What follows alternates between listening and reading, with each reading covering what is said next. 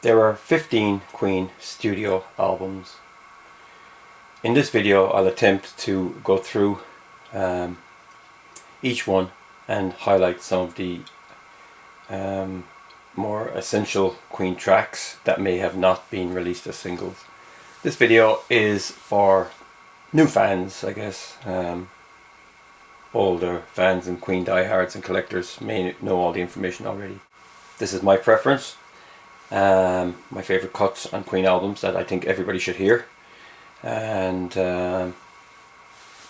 you may differ, but it's just for entertainment and educating people on how great Queen's music is. So let's begin. This is where it all began. The very first Queen album was released in 1973. It depicts Freddie Mercury at the edge of the stage at a live concert.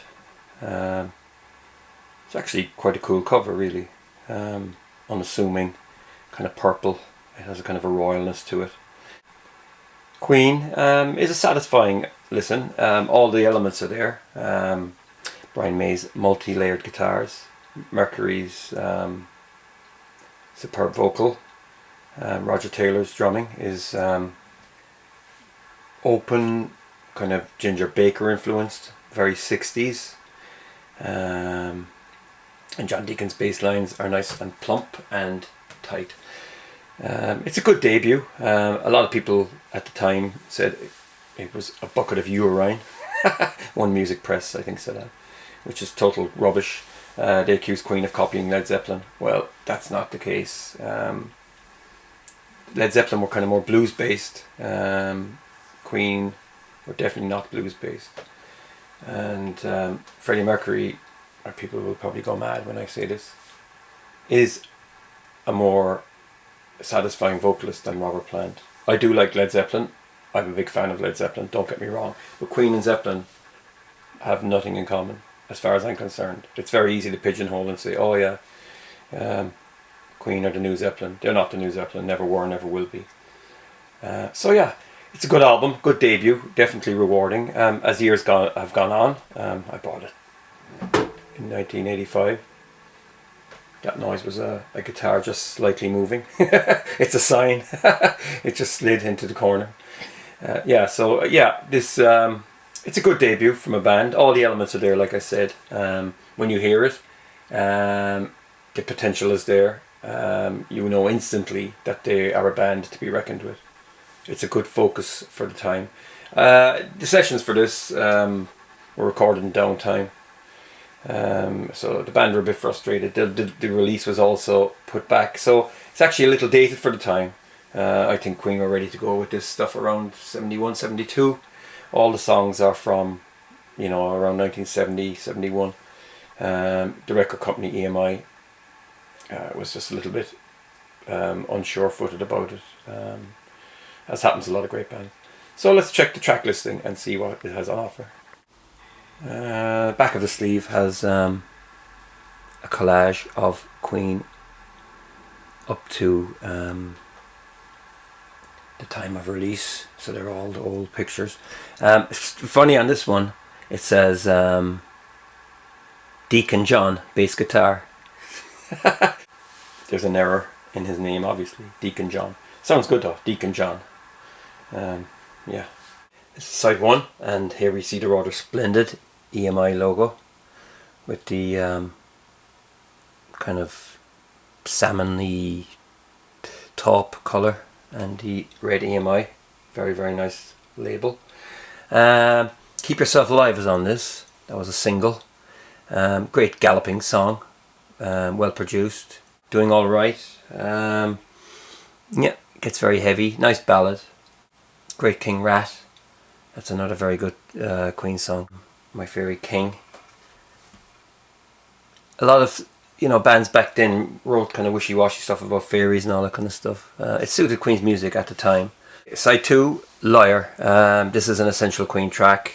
It's just a great track. It has different progressions throughout the song. Very, very good. One of my favourite Queen songs, and a lot of fans' favourite. Cuts. Night Comes Down, it's kind of an acoustic Brian May song. Modern Times Rock and Roll, Roger Taylor, very punky. Son and Daughter, that's where people kind of brought out the Zeppelin influence or something. It's kind of ploddy and kind of slow rock. Jesus, that's probably the odd man out on this album. It's just not very interesting.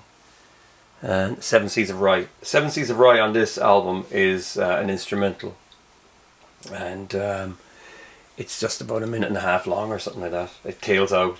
It's just kind of giving a hint of what was to come. Yeah, so that's Queen 1. Still a good album, and definitely worth listening to if you get into the band. It's very different from the later 70s stuff, even the mid 70s stuff, where they became more theatrical and poppy and more complex. As a straight rocker, this is Queen at its raw form. 1974, Queen 2 appears. This is a much more ambitious affair, much more accomplished, and in a way a masterpiece of the early Queen years. It's a big leap on from the debut, and has a stunning photograph by Mick Rock. This was influenced by a picture of Marlene Dietrich. Queen 2 has got the image of darkness, which we'll go into in a second. There's a light side and a dark side, black and white. Very powerful album. And here they become mysterious because there's no tracks written on the back of the sleeve. In fact, it's a gatefold, and this is how it opens out, with a bright, colourful photograph of the band. This album is quite serious. The image has been fully formed here. This is the inner sleeve, and it is the side white, and side 2, side black. Okay, the album kicks off with a kind of a subtle heartbeat effect, and Brian May uses everything and the kitchen sink on his orchestrated guitar. Then it blends into Father to Son, which is a stunning Queen rock song. Even has a nod to the Beach Boys in some of the melodies and vocal orchestrations. Great song. When it finishes, you want to hear it again. Has a big impression. White Queen, As It Begun. It's a Brian May track, very gentle. And some great guitar playing on this when it gets heavy. Then you've another May acoustic jangle, Someday One Day, and then Roger Taylor's bashing the loser in the end. As you can see, side 1 is dominated by Brian May.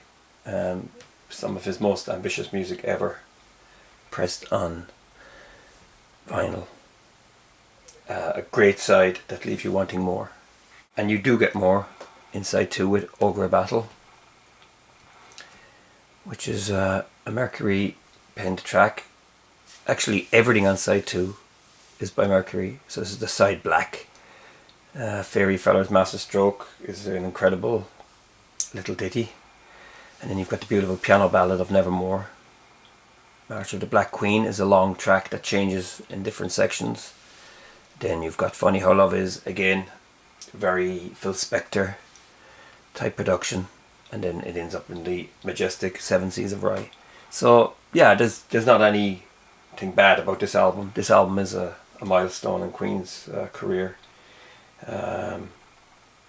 They never really got as heavy as this again. They changed, they got poppy after this, but still the rock is still in there. But Queen 2 is a special album, and if Queen 2 had been their debut, well then it would have been a different story. People would have never been able to say, oh, the first one was this and that and it was weak, and this was... Queen 2 is a majestic album, and definitely worth investigation. Album number 3 was also released in 1974. Band were busy that year, touring. Sheer Heart Attack is a great album. It's very satisfying all around. There's plenty here for everybody. rock, pop, jazz. This is when they really started branching out. It's a great mix of the funny and joyful side of Queen. Here on the cover of the band, they're covered in Vaseline, photographed on a floor. With the big bold red letters, kind of menacing. Very, very cool. Back of the sleeve just shows the photograph slashed up. And here you have your track titles on this one. There is an inner sleeve again with the lyrics. That is side 2. Lyrics, Queen logo, and the instrument list. Sheer Heart Attack kicks off with Brighton Rock, which is a Brian May piece. A fast-paced runaway train of a rock song that goes into a guitar solo, which he performs on an Echoplex system, where he's got guitar almost in it is stereo, but it's almost like surround sound. He was ahead of the game back then. So that's most of the live Brian May solos that he played at concerts throughout the years are based on Brighton Rock, where he goes off on a tangent and goes apeshit with the guitar. Killer Queen, Miss Mercury's ode to a high class hooker. Everybody knows that song. Little gem. Tenement Funster is an acoustic rock Roger Taylor track, which is a little bit like almost like a type of a John Lennon track. This bleeds into Flick of the Wrist, which is a Mercury track, and Lily of the Valley. 3Ds flow in beautifully, making the album flow nicely. And then you've got Brian May's powerful Now I'm Here, which is a great rhythm and blues rock basher. That was kind of a stupid word, isn't it? A banger. Yeah, so Sheer Heart Attack is very entertaining Queen, and probably one of the essential Queen albums. So flipping it over to side 2, In the Lap of the Gods. That's kind of almost sounds drunk. The vocal has been pitch shifted down. Sounds like sounds like, you know, some type of Frankenstein singing. And then you got Stone Cold Crazy, which is a fast-paced rocker. It's actually written by Mercury, May, Taylor and Deacon.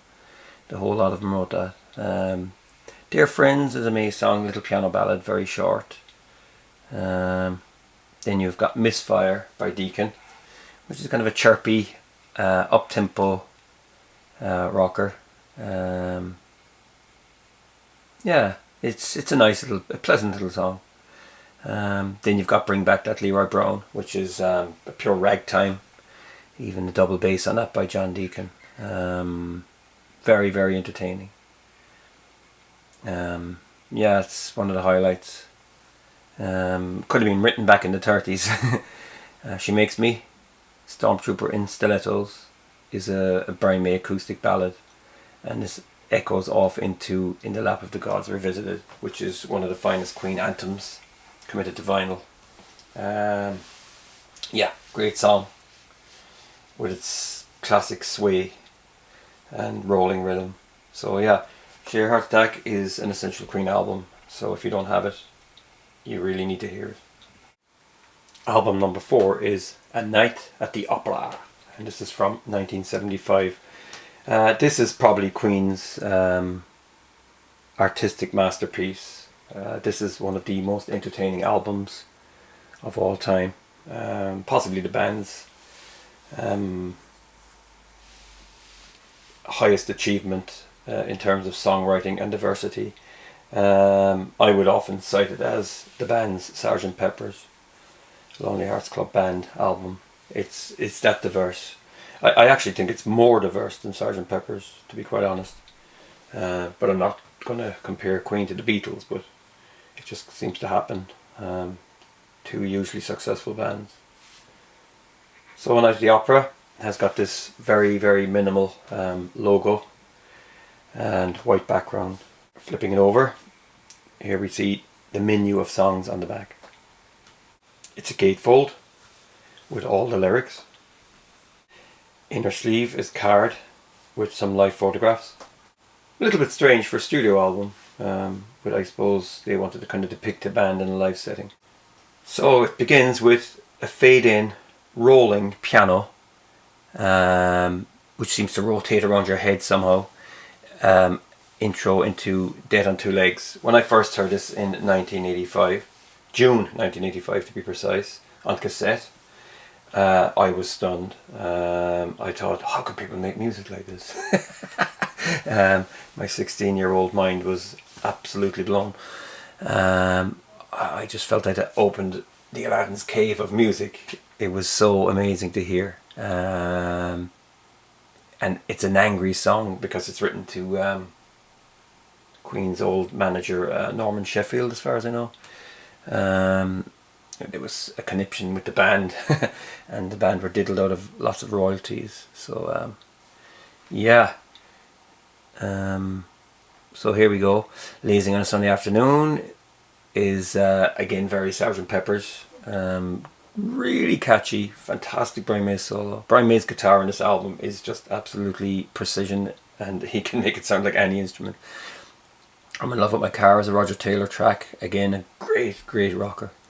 You're My Best Friend, well, that was a single. 39 is Brian May's acoustic track about space travel and features kind of a skiffle sounding 1960s Lonnie Donegan folky sound. Really good, lovely acoustic guitar on the track, and double bass by Deacon. Sweet Lady, to me, nice heavy guitar in it. Sounds fantastic, cranked up. It's a bit like the Stones. I can imagine the Stones singing this. Yeah, so it's a good rocker, with a great boogie in the middle. Side one ends with Seaside Rendezvous, which is very kind of Victorian or Edwardian period. Craziness by Freddie Mercury, but going down to the seaside, it's just insane. Side 2 is probably one of the most important sides of any record in the last 100 years. The Prophet's Song is a Brian May track which is essential and must be heard with headphones, turned up, guitar, and this is just beefy and menacing. Mercury's vocal is almost satanic. Then there's the vocal section in the middle, which goes through echo tapes and analog delays and stuff like that. When I heard this, I was just saying to my friends, "Oh, you gotta hear this." I was so excited, I nearly crapped my pants. I'll be totally honest. 1985 was probably one of the best years ever because I heard this. Amazing. It goes into the beautiful Mercury ballad "Love of My Life," which became a concert favourite. And "Love of My Life" is a beautiful heartfelt ballad. Good Company, again, quirky May track, and Roger Taylor has a brass band on this made with his mouth. Mouth trumpet, mouth trombone, mouth this and that. This moves on to the majestic Bohemian Rhapsody, which I don't have to actually say anything about, and then Brian May's rendition of God Save the Queen. So, all in all, A Night at the Opera is, apart from maybe Queen's Greatest Hits, one. A Night at the Opera is the next essential Queen album. If you know nothing about Queen, and you don't have any albums by Queen, you just need to hear A Night at the Opera. Listen to it in headphones. There's a lot of remastered versions out there. There's even 5.1 or mixes, and there's probably a million different versions. White vinyl. Just go buy it. You'll love it. It's a gem. It's a rock and roll milestone and an essential album. The next album is A Day at the Races from 1976. It does mirror the theme set by A Night at the Opera. It's still a great companion piece, and it continues similar themes, but doesn't really fall back on A Night at the Opera. There's a lot of great songs on this album as well. Again, back sleeve is similar with the border and the music style menu. It's also a gatefold. with lyrics. My copy is Portuguese, which I've had for the last 30 something years. I actually don't have a UK pressing with the inner sleeve and the die cut, which I actually must pick up. The sleeve on this is quite thin as well. Anyway, it's still a day at the races. Yes, but I do need to get a UK EMI pressing.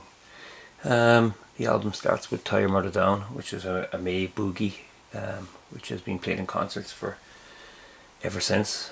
You Take My Breath Away is a beautiful, beautiful Mercury ballad, which is actually very, very heartfelt. And then you have Long Away, which is a May track, type of acoustic rocker, a bit like the Eagles.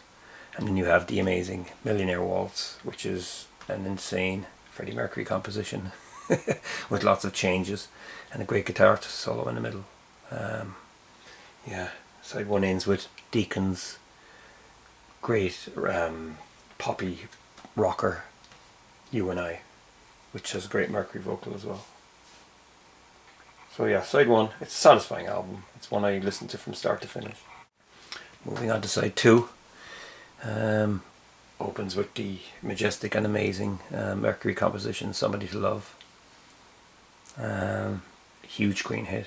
Then we move on to White Man, which is about the American Indians fighting the white man by May. Very heavy guitar in this. It's one of the few political songs by Queen. A little bit coy. You know, I kind of find it hard to take it serious. It's a bit naive, but musically it's great. This moves on to Good Old Fashioned Loverboy, which is a 1920s style Mercury track. Very Beatley. Sounds very much like, sounds like something the Beatles would have come up with on Pepper's era. And then Roger Taylor's Superb Drowse, which is one of my favourite tracks by Queen. The album ends with Tio Togliate, which has a Japanese chorus, Let Us Cling Together, which is a fine ending to an album. It's got a great chorus on the end, great choir. Yeah, so again, Date Races, a little bit under par from Opera, but in its own right, a great album and definitely worth investigation. It is very, very entertaining. This is the logo side. The next album in the Queen catalogue is News of the World, and this one is from 1977. This is a bit more stripped back, produced by Queen and Mike Stone. Roy Thomas Baker is not on this one as producer. It's got the striking Frank Kelly Freese artwork, which looks amazing. The typeface is really cool as well. It's one of the most recognisable Queen album covers. Giant robot killing the band, and on the back of the sleeve we see poor old Roger Taylor falling to his death. Track listing is here as well, and this is the gatefold. The robot after breaking the roof off a concert dome and killing everybody. Looks really, really good. Nice red inner sleeve with die cut, and the lyrics. All the titles are in the really cool font that's used for the album title, and the picture of the band on the back. At the end of some lyrics you'll also see instrument references to who played what. Who Needs You, for argument's sake. Guitarist John and Brian. Cowbell, Freddie, Maracas, Brian. little bits of information like that. Okay, so News of the World kicks off with We Will Rock You and We're the Champions. These two go back to back or hand in hand and need no introduction. Track 3 is Sheer Heart Attack. It's a very fast paced Roger Taylor rocker, which was slated from the actual Sheer Heart Attack album itself back in 1974. Full of energy, great drum crescendo as a breakdown.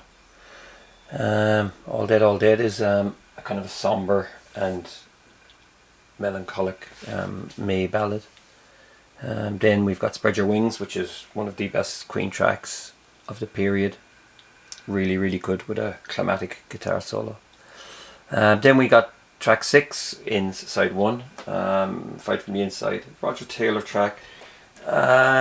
This one kind of plods along a bit. He probably plays everything on it himself. It's okay, you know. They could have had a better song than this on the album. A lot of people might go mad when they hear that, but I think it's one of the first weak Queen songs. You know, the lyric, it doesn't really mean anything, it doesn't really go anywhere. Yeah, seems like a little bit of filler, to be totally honest. You know, it just, yeah, could have been a better song on there if they had one. Now, side 2 kicks off with Get Down Make Love, which is a crazy, raunchy, Mercury rock track, which has got super tight stop-start passages. Drums on this are absolutely pristine, sound great. Deacon's bass is big. The guitar, everything about it is good. It's one of the best Queen tracks. Sleeping on a Sidewalk is a Brian May boogie and a story about the music industry.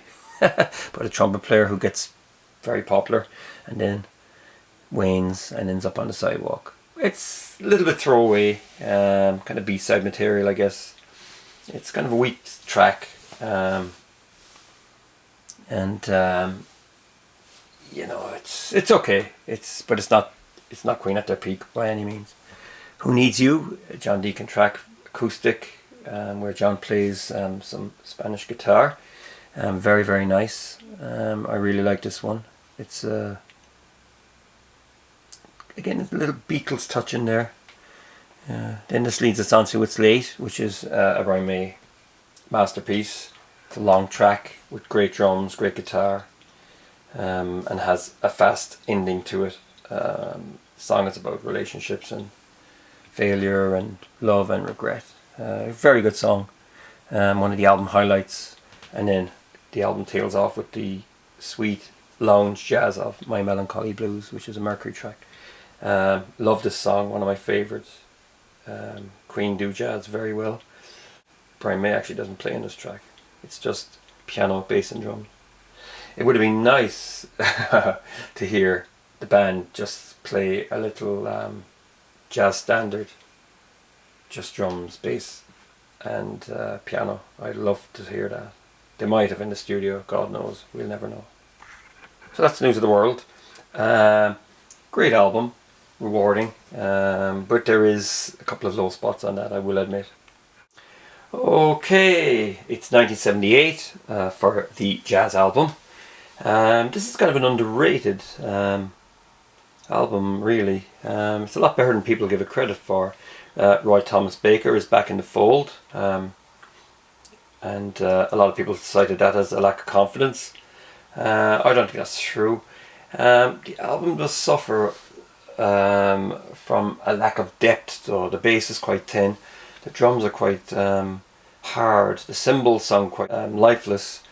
There's something about it. It's a bit cold or something. As well, I think it's a little bit long. It's 2 tracks too long. But it has some great gems on there. Yeah, it's definitely worth investigation. It's quite entertaining. It's quite diverse, and we'll see as we go. The whole thing has a kind of a Tour de France reference of girls cycling bicycles. The jazz is also embossed in pink. I think this was a kind of a graffiti that Brian May saw. I think in Berlin, on the Berlin Wall or something like that, and it was incorporated into the album. A strange fact: if you put the actual album sleeve on a turntable dead center and spin it, the concentric circles start rotating and create a stereo effect, and this one pops out and the jazz rotates on top of it. It's an optical illusion and it's really fantastic. Yeah, I might try and video it sometime and see if it works, but it looks fantastic. it comes right.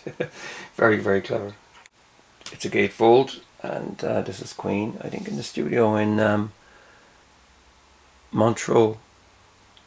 I know that it was recorded in Super Bear in France. They had bought a studio at this stage, I think, in Montreux. Look at all the gear. It looks fantastic. If you, it's kind of a muggy looking shot, but you can see the members of the band. You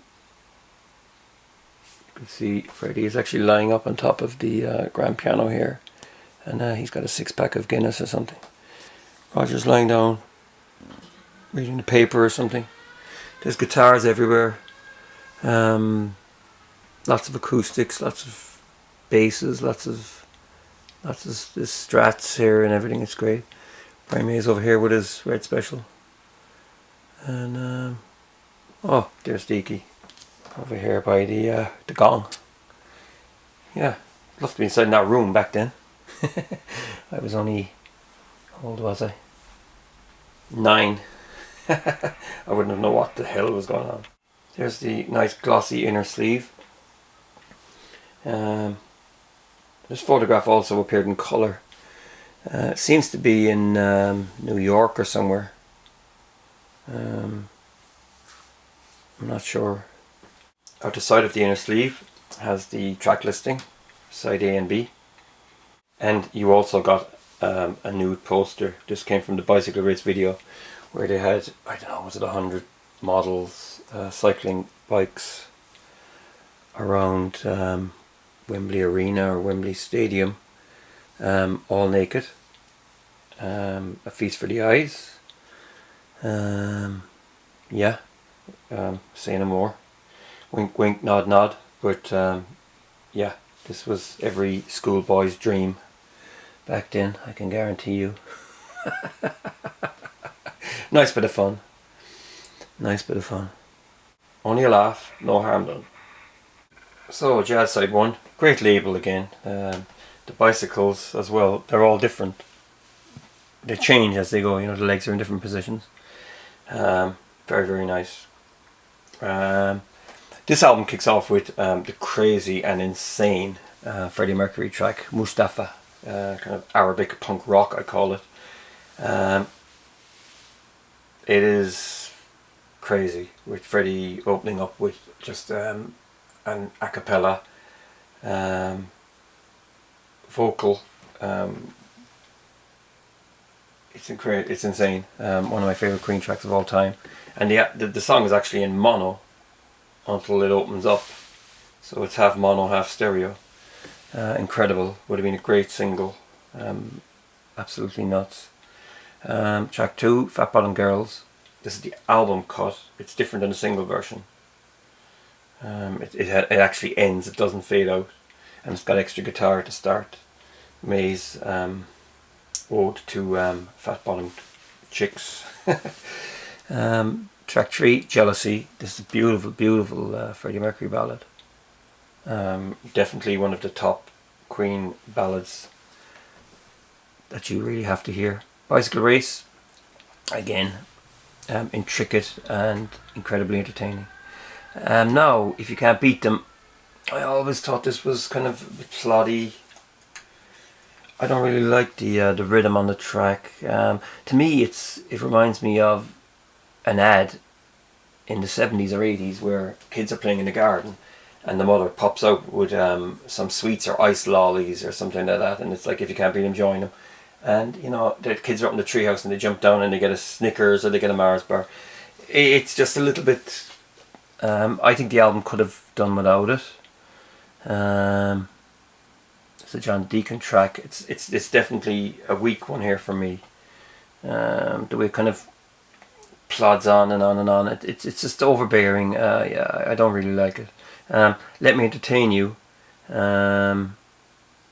That should have really been the opener of the album. That's a great track with lots of references to Queen on tour. Yeah, I really like that one. So yeah, side 1 is just kind of flawed, but If You Can't Beat Them, I think that's the weakest one. The rest of it is great. Okay, side 2 opens with Brian May's Dead on Time. This is actually one of the heaviest tracks on the album. Harks back to the early days, a bit like Keep Yourself Alive. Very, very fast. It's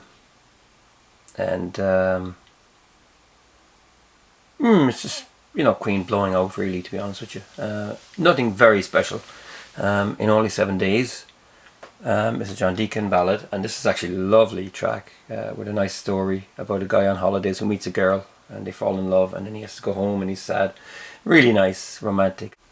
Dreamer's Ball is a May track, and that could have been written again in the 30s. Really, really nice. Kind of jazzy. And then we have Fun It. Again, I definitely thought that the album could do without this. A lot of people and fans of Roger Taylor are probably going to go mental, but it's just dead beat. It's even got electronic drums and hey, everybody gonna have a good time tonight. It's just throwaway. It's I don't think it's even par for B-side. It's not a great track. It's weak. There's nothing good about it. I don't really like it. And at the end, it's got this guitar kind of whistling and stuff, and it just goes on a bit too long. And I think it's the odd man out here. I think the album could have definitely done without this. It makes the album too long. It's uninteresting. Leaving Home Ain't Easy is a May track, and it's a really, really nice, almost kind of country-ish style. Very, very nice. And this brings us up to Don't Stop Me Now, which is, again, no need to say anything about it. It's a classic Freddie Mercury track. Then it leads us to more of that jazz. This one, again, a Taylor track. It kind of plods along. There's no energy in it, and then it's got this terrible edit at the end where they edit all the songs together, and then it goes back into the. It's just not great. It's weak. I think that it would have been a great track if it was in the tempo of Sheer Heart Attack. It needed an uplift, like The Faster We Will Rock You that they started playing around this time live. That would have been a great way to end the album. You can imagine if it was just punkier and faster, instead of just kind of plods along, you're waiting for something to happen. It doesn't really happen. So yeah, I mean, Jazz is a great album, but I just think it's flawed by Fun It. If you can't beat them, join them. And I think more of that jazz would have been a great upbeat track. And yeah, the album would have been more concise, maybe without those two tracks. Don't take my word for it. If you like it, you like it. I'm not telling you what to like or not like. I just think that's my opinion on this record in particular, as a huge fan. Okay, so now it's 1980, and this is The Game. This is a very stripped back affair. There's a new producer here, Reinhold Mack. He is from Musicland Studios in Munich. This is where the band are headed now. A stripped back sound. This is one of the best sounding Queen albums. Maybe is because it's so sparse. Drums, bass, guitars, everything is very, very, very clean.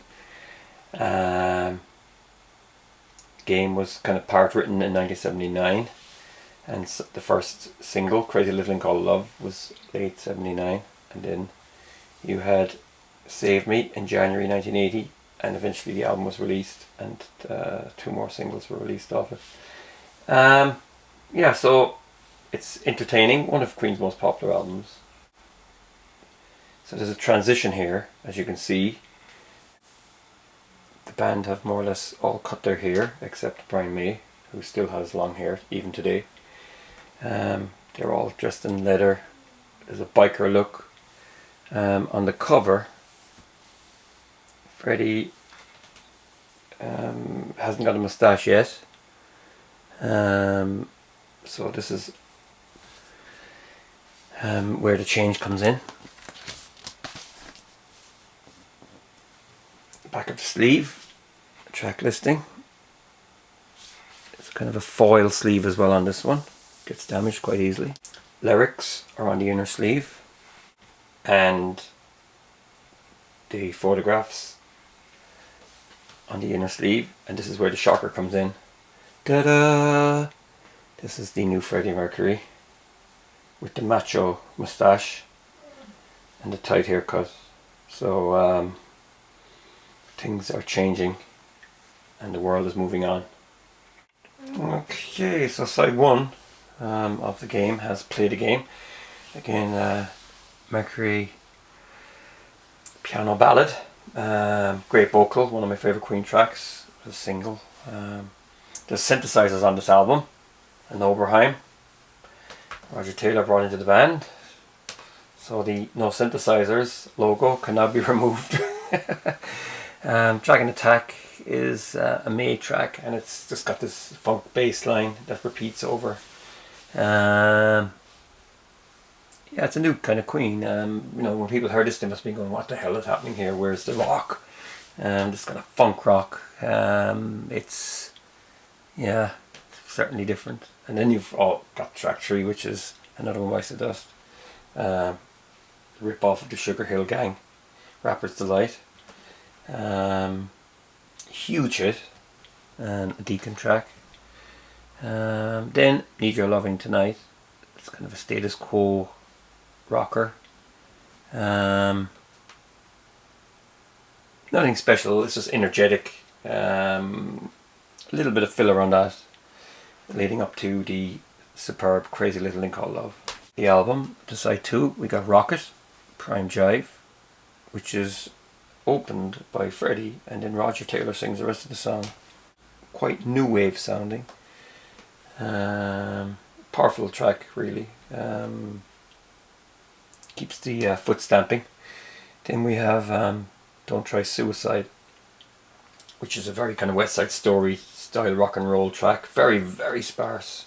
And it's got chorus guitar, very, very like Andy Summers from the Police, who were the biggest band in the world at the time, I guess.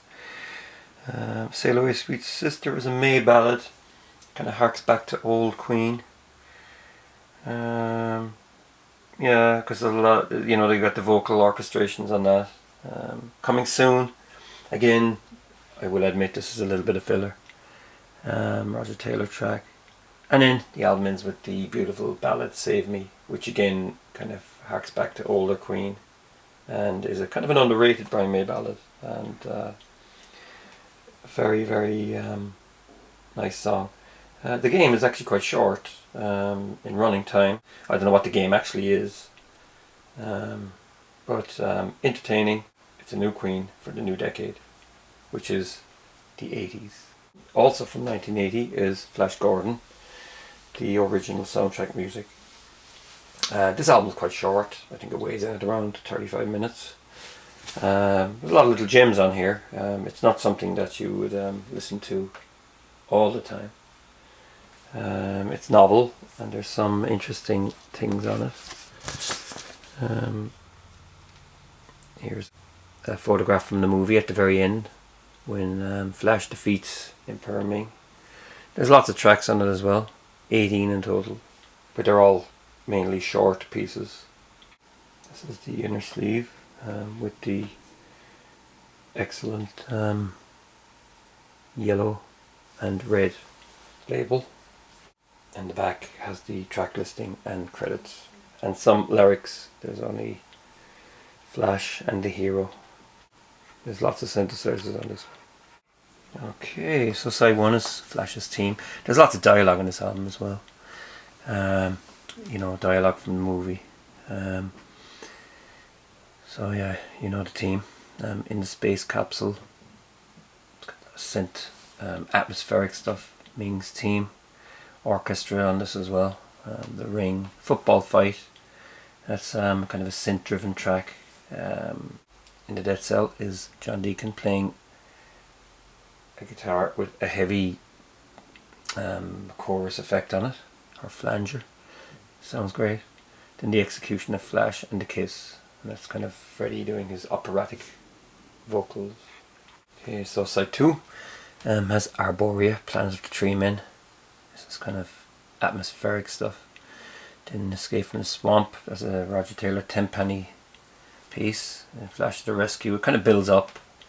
Vultan's team, it's very electronic-y. It's kind of a Jean-Michel Jarre.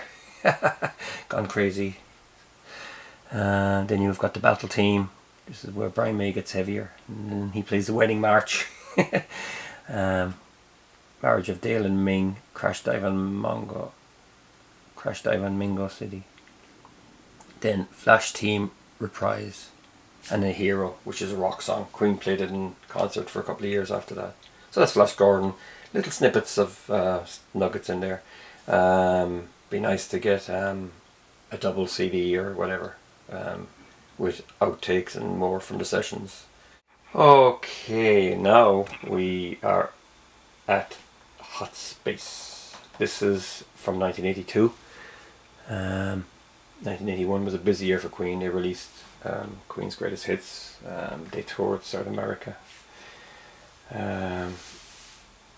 So yeah, it was a big year, and they started recording Hot Space in Montreux. This album is loved or hated by fans. I think it's a great album, very entertaining. It's got some great stuff on it. A lot of people say they were jumping on the disco bandwagon. There's no disco tracks on this, by the way. You might get poppy, funky stuff, but nothing like Earth, Wind and Fire or anything like that. The colours are loosely based on the game Simon, but I also think there's a T-Rex album with these colours. Yeah. Track listings are down here in the bottom in small. The inner sleeve has the lyrics. I love this graphic. Really looks cool with the colour filters, with a colour for each member of the band. But if you look at the cover and compare it, the colours are actually opposites, because Freddie Mercury is on the red square on the cover, but Deacon is red here. Deacon is blue on the cover. Brian May is blue here. May is yellow on the cover, and Mercury is yellow here. And Roger Taylor is green, which is green on the cover. So it's a little bit of a puzzle. So yeah, if anyone ever asks you a question, who is green on the inner sleeve of Hot Space and who is green on the cover, it's Roger Taylor. The rest are the odd men out. So the label looks dead cool. 4 colours. This is when records look great. Staying Power is got a synth style bass line. Again, it's a very new sound. A little bit like the Jacksons, you know, they were saying that Michael Jackson and Queen were kind of doing the rock funk thing back then. There's a lot of bands doing this, to be honest. Staying Power has horns arranged by Arif Mardin, who was an American R&B producer. Yeah, it's a great introduction to the album. I think there's a great vocal on it. It's kind of a little bit what Mercury continued with when he did his Mr. Bad Guy album in 1985. Dancer is a May track. Yeah, I like it, you know, but you know, there's better Queen songs than this. Doesn't amount to much really. Wouldn't be the best track on the album. Back Chat is a Deacon track. I really like this. It's kind of almost got a chic bass line to it. Body Language, yeah, this is one of my favourite. This is nearly all synth and very sleazy and very sexual. Action to Stay is a Roger Taylor rocker. Again, a great one. Side 2 is more traditional. Put Out the Fire, Brian May track. Loads of guitars on this. And then you've got Life is Real, a song dedicated to John Lennon, who was murdered in 1980. Nice ballad in a Lennon style, you know, Freddie's plodding piano ballad. Then we've got Calling All Girls, which is nice acoustic rocker. I think it's one of the highlights of the album, to be honest. A little bit like Crazy Little Thing Called Love. And then we've the beautiful love ballad Las Palabras de Amor, The Words of Love, which is sung in Spanish. And then we have Cool Cat. This is taking funk too far. It's a kind of a lame, very downbeat funk track, funk. But again, Mercury's vocal, he sounds like Diana Ross on this. And there's a great bass line by Deacon, very novel. There's actually a version on the very early pressings with David Bowie, and when Bowie heard it, he went mental and had it pulled. So if you ever find a test pressing or a very early, the people who bought the very first copies of Hot Space possibly have the Bowie version of Cool Cat. He didn't like it. I don't blame him. It's grand for Queen to do it, but you know, putting another artist on a song that's actually, it's a weak track. You know, it is a weak track on the album, but it's still good. But it just kind of, yeah, it's a little bit off the beaten track. And then we have the massive, majestic Under Pressure, which is a collaboration with David Bowie. Bowie didn't really like this after, but it was a #1. I think it was one of the biggest hits of the 80s and sampled again by Vanilla Ice, making it even more popular. So that's Hot Space. Very entertaining. I like it. I think it's one of the best albums Queen did in the 80s, and one of my favourites. After an extensive world tour in 82, Queen decided to take a year off in 1983. Mercury started recording Mr. Bad Guy. Roger Taylor was probably recording a solo album at the time, and Brian May recorded a mini album with Eddie Van Halen and friends, which became the Starfleet Project. So The Works, one of the only Queen albums recorded in Los Angeles, is a fine return to form, and after the backlash against Hot Space, they decided to scrap the funk and bring back the rock. Well, that's not entirely true, because this album has got lots of synthesizers on it as well, but it's one of the biggest selling Queen albums, and it's no wonder, because it has some great tracks on it, 4 of which were released as singles. This is the inner sleeve of The Works. All the credits are here, recorded between August 83 and January 84 in Los Angeles and Munich. Produced by Queen and Mac. Here's the lyrics on the inner sleeve. Okay, so side 1 opens with the superb Radio Gaga. This was a #2 in the UK at the time. Went to #1 in lots of countries all over the world. Followed by Tear It Up, which is a Brian May rocker. That's entertaining, pretty cool. Then we've got Mercury's It's a Hard Life, which is an amazing piano ballad. And then the Rock and Roll Man on the Prowl. Again, we're going back to rock and roll territory here with fantastic rock and roll piano by Fred Mandel. Yeah, the band could have done a whole album of this kind of music easily. Side 2 has the superb May track Machines, or Back to Humans. This is one of my favourite Queen tracks. Great lyric as well. There's a lyric about computers, microchip. It's hard. Its timeshare is hard. Its hard drive is timeshare. Its sex life is quantized. It's great. It's bytes and mega chips for tea. Pure funny. Really ridiculous. Yeah, Taylor assisted on this one as well. I Want to Break Free. John Deacon was a huge hit. The album version doesn't have the intro, it just comes in.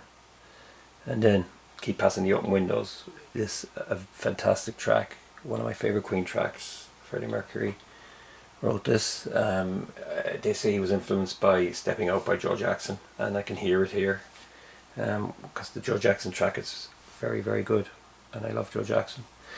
And then we have May's Hammer to Fall, which is the big rocker, and ends up with the little ballad, Is This the World We Created? The Works is quite short, around 36 minutes, I think, isn't it? Could have done with one more track. yeah, there's other stuff from this time that could have been popped in there.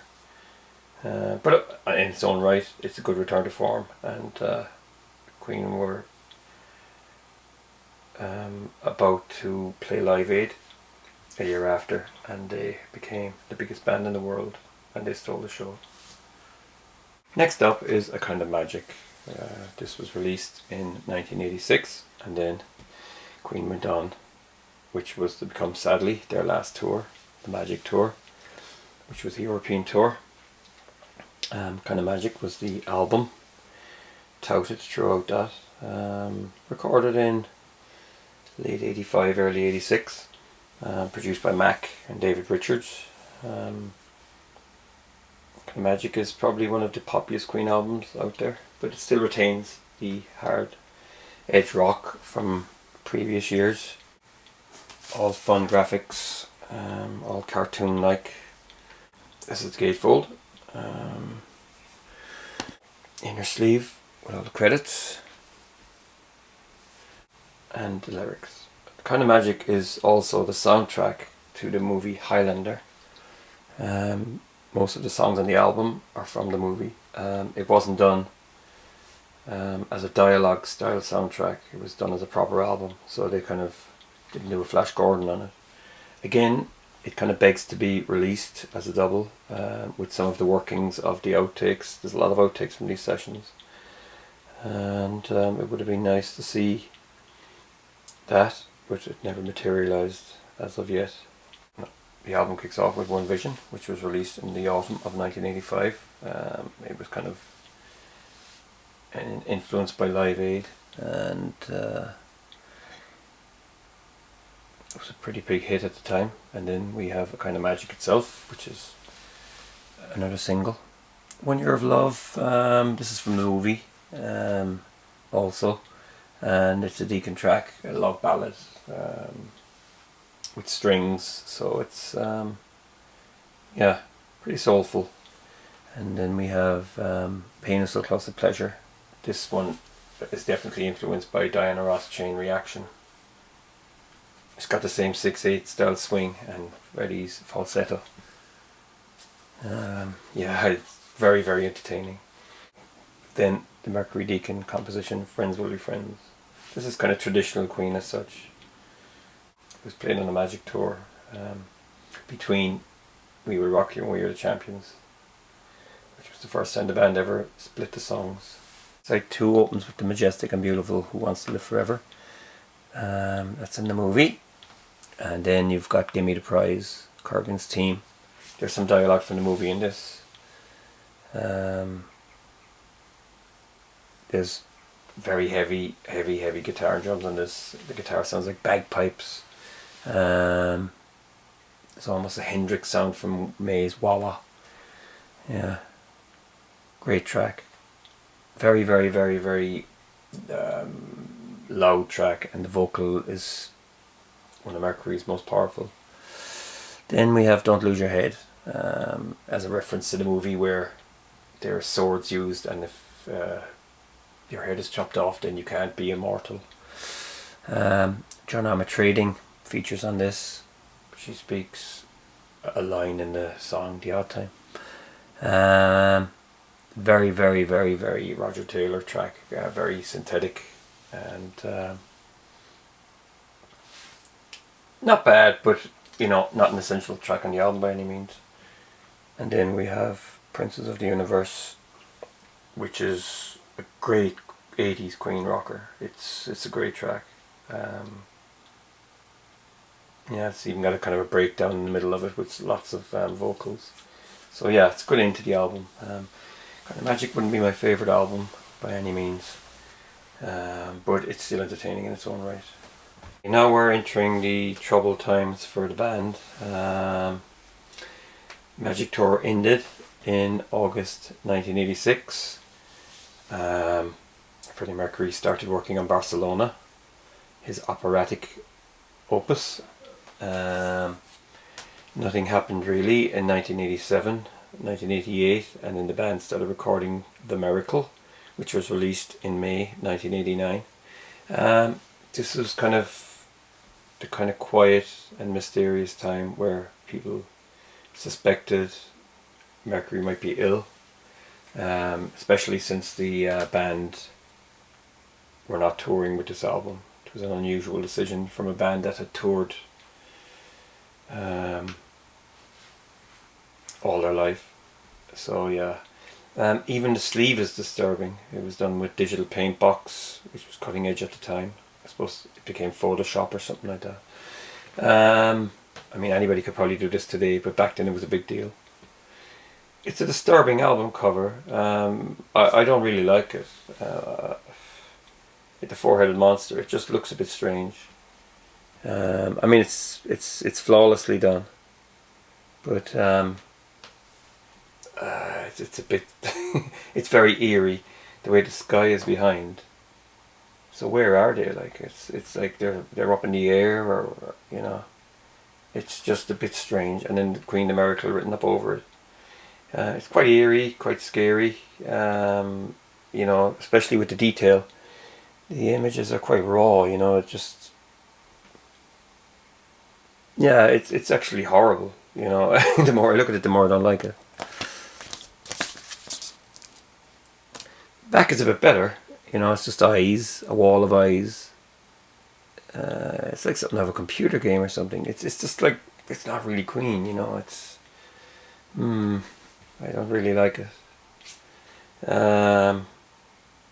They could have come up with something better than this, you know. I know it's a breakthrough, as pardon the pun, as far as technology goes for graphics, but disturbing album cover, especially by a band that's been away for 3 years at this stage. It's the inner sleeve with the lyrics, a bit bland. It's like something from a wedding invitation. And here is a picture of the band. Freddie has no moustache by now.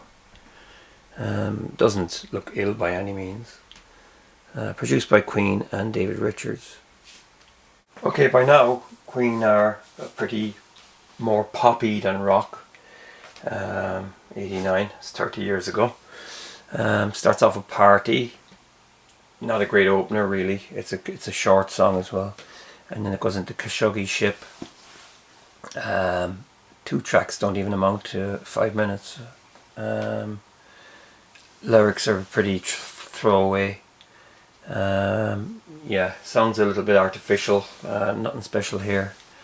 A lot of electronic digital editing on there as well, I think, you know, with percussion and stuff. So yeah, the album doesn't open very well. I think I Want It All could have been a better opener. There's a lot of good songs from these sessions, which never came to light yet, and yeah, I just think Party isn't great, and neither is Khashoggi Ship. The Miracle is a great track, complex, and has got nice references in it, and musically good as well. So yeah, I Want It All is a good rocker, and The Invisible Man. Again, this one's very electronic, Roger Taylor, and then this part when Freddie names out the band, it's almost treading water, going through the motions. Not great. There's a song, the B-side of I Want It All is called Hang On In There. I think that should have been on the album, you know. It would have been a better track than Party or Khashoggi Ship. Breakthrough. Now this is a great track. Good video as well with the train in the Nain Valley in England on a hot summer's day. Rain Must Fall. It's kind of a Motown track. Wouldn't be. Yeah, it's a bit formulated, you know. Electronic percussion all over the place. Yeah, it's like something the Four Tops would have sang. You know, not a bad song, but the production I'm not really mad on, you know. Scandal, that's a great song, an underrated Queen track. It's heavy, it's about newspapers prying into people's lives, which they were at the time, handling Mercury. My Baby Does Me, a little bit throwaway, it's a slow kind of R&B style track. And then Was It All Worth It, the album ends with a bang, and that is a great track. So yeah, it goes back over Queen's career and all the achievements and things they did. And Miracle, yes, it's flawed. Definitely not essential listening. The singles are good on the album, but overall it's a little bit unrewarding. But you can't blame them at the time. Mercury was starting to get very ill, and that's just the way things went. So it's no fault of the band, and yeah, so it's pretty understandable, given the situation they were in. They knew the time was running out. And that brings us to album number 14, Innuendo, which was released in early 1991. This is sadly the last Queen album to be released in Mercury's lifetime. Innuendo was much more rewarding than The Miracle. It's got great artwork as well, by an artist called Granville. The original vinyl has edited versions of I'm Going Slightly Mad, Don't Try So Hard, The Hitman, and Bijou. This is the inner sleeve. The band decked out in some funny cartoon artwork. These are the lyrics. So yeah, Mercury was pretty ill by this stage, so things weren't looking very good. He sings very well on this, but the voice sounds hollow, and you can't help noticing that. But at the same time, yeah, it's quite hollow. He had lost a lot of weight, and was pretty ill, so he was in a lot of pain during the recording sessions for this album. Okay, the album was a big success. Innuendo itself is a very long track. It got to number 1 in the UK. Fantastic track. It's kind of a bolero rhythm. It's a very powerful track. One of a definite return to form. I'm Going Slightly Mad is a fun track, where Mercury sings in a very low voice. Great lyrics as well. I'm one card short of a full deck. I'm one wave short of a shipwreck. Very Noel Coward. A headlong, kind of throwaway rocker. It's a single. Yeah, I Can't Live With You. It's kind of an electronic-y sounding track. Probably could have been on The Miracle, maybe. And then Ride the Wild Wind. I really like this track. Again, he sings in a low voice. And there's some analog synthesizer sounds on it as well, which I really like. Great drumming at the end. Yeah, that's one of the best Queen tracks on the album. Flipping to side 2, we've got All God's People. Never really liked this when I heard it first, but it has grown on me. Could have been, I think it was sketched for Barcelona, as far as I know, because I think Mike Moran has got something to do with it. He wrote some of it, yeah, so it's probably a Barcelona track that wasn't used. But I actually like it now. These Are the Days of Our Lives is a sad ballad. Everybody thinks it was a Mercury track, but it's not. Roger Taylor wrote that. Delilah. That's a song about Freddie's cats. It's quite funny. Don't Try So Hard. I really like this track. Really is a good track. One of the best ones on the album. It's a slow ballad. Now The Hitman. I was never mad about this. It's way too long. Way too loud. Way too... It's just like 100 guitars on it. Mercury sounds very strained singing it. The lyrics are poor. Yeah, definitely not my favourite Queen track. Bijou, it's just nice. Echo chamber guitar. It's just very atmospheric. Again, inessential but a little bit heartfelt. And then it leads us up to The Show Must Go On, which is a superb ending to the Queen canon, and a beautiful, powerful track, sung amazingly well by Mercury, who was very, very ill at this stage. So overall, Innuendo is a great swan song by one of the best bands of the last 50 years, and really is worth investigation. Might be a little bit long because of the the Hitman really is a bit over the top.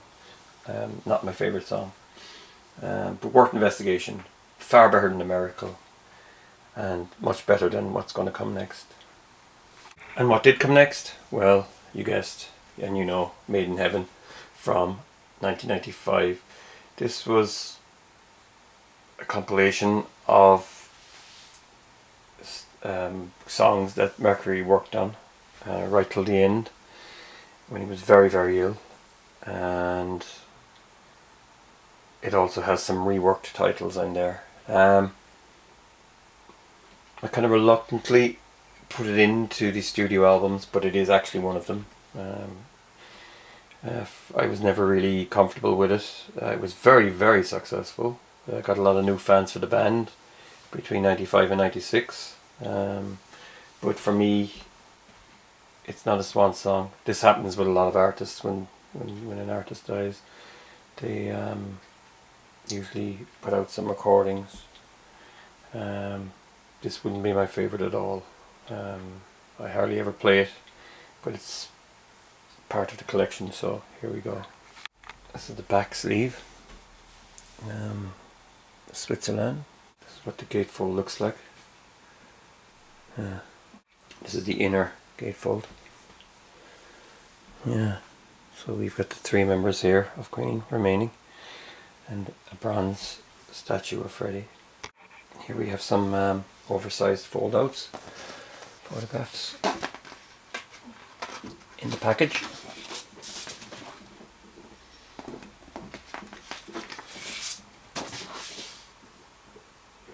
That's the inner sleeve with the lyrics. I mean, you can't blame the band for releasing it. I guess it was stuff they were working on, and you know, they thought it was fitting that they would finish the project and they would let fans hear the remaining Freddie vocals. So there you go. This copy is actually a kind of a milky coloured vinyl. Starts off with It's a Beautiful Day. I think that's from 1980. Then we have Made in Heaven. This is the Mr. Bad Guy track with a new backing recorded by Queen. I still prefer the original, Let Me Live. The lyrics in this aren't great. Kind of a soul song. Each member of the band sings a verse because Mercury only appears on a part of the song. Mother Love, very slow, somber ballad. I think this is one of the very last vocals that Freddie committed to tape. It's quite sad. And My Life Has Been Saved, that's a re-recording of a Miracle B-side.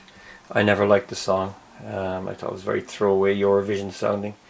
And I still don't like it here either. I Was Born to Love You, again Mr. Bad Guy track, fleshed out by Queen. Again, I prefer the original.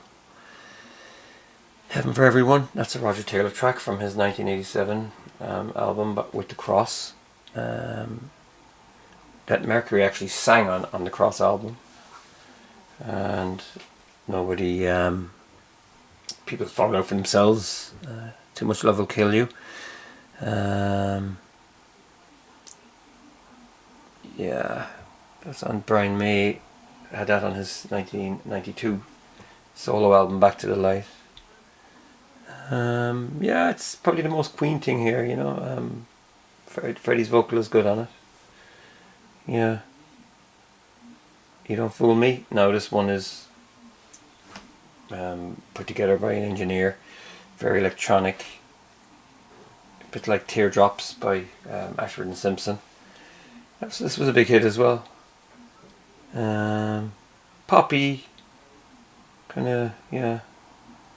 Winter's Tale, that's a slow ballad, which was released around Christmas '95. Great vocal by Freddie, even though he was very ill. And then Beautiful Day reprise. So yeah, that's it. The vinyl of this is actually better than the CD, because the CD, for some bizarre reason, I think the album is around, what, 45 minutes or something like that, but the CD version goes way up, and they fill it with this terrible droning track for about I don't know, 15 to 20 minutes, and there's all these noises and drones, and you can hear it's kind of meant to be Freddy going to heaven and something like that. I don't know, it's just way too much to bear, and that's why I prefer the vinyl than the CD. So yeah, that's it really. It kind of leaves kind of an emptiness, this album, so I don't really play it that much. So it's the odd one out in the canon, without a doubt. Some people like it, but I will say at this stage, after having it since '95, it's not really for me.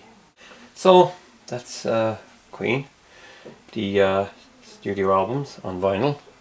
I hope I've given you some pointers to some great Queen tracks. If you enjoyed this video, feel free to subscribe, and thanks for watching, and take care.